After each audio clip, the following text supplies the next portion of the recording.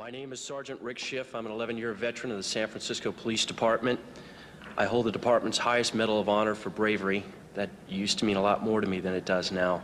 What I'd like to talk to you about today is my now 7-year-old daughter.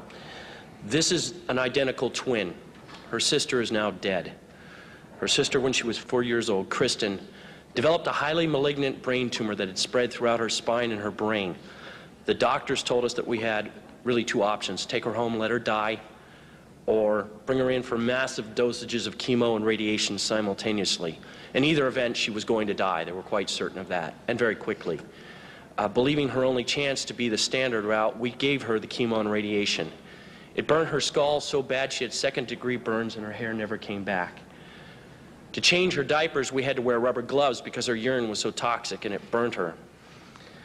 At the end of 6 months, miraculously, she survived the standard treatment, although there was a high expectation she wouldn't. She still had cancer. We were told, sorry, we've done everything we can. Now she's going to die, probably within a couple of months. My wife and I, choosing not to accept that, started reading. The first book I picked up, the third chapter, discussed Dr. Brzezinski. As you may guess, I have some expertise in fraud. In fact, I'm quite certain there are enough attorneys in the room that I could be vordeered as an expert in fraud. And I conducted my own investigation. I have no doubt the man is not a fraud. I have no doubt that he does what he does out of earnest belief that his medicine works. And now you're in a position to judge for yourselves whether it works or not, but it's well established by the FDA that it's non-toxic. 18 months later, we took my daughter off the anti-neoplastin. She had not died.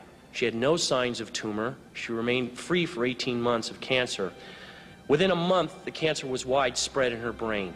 We put her back on Brzezinski's. By the way, at the objections of our doctors, for some reason felt that it had failed her. We put her back on. Within 9 weeks, the tumor was completely gone. She died last July of neurological necrosis. Her brain fell apart from the radiation.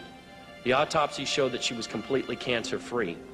Out of 52 cases of that disease ever, no one died cancer-free, just Chrissy. So she didn't die of a terminal illness. She died of my inability to care for her properly, and she died from bad advice. She died because there's a government institution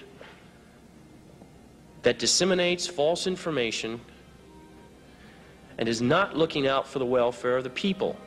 You know, ladies and gentlemen, I swore an oath 11 years ago, and I think most of us in this room swore at one time or another to uphold the Constitution. It says life right in the beginning.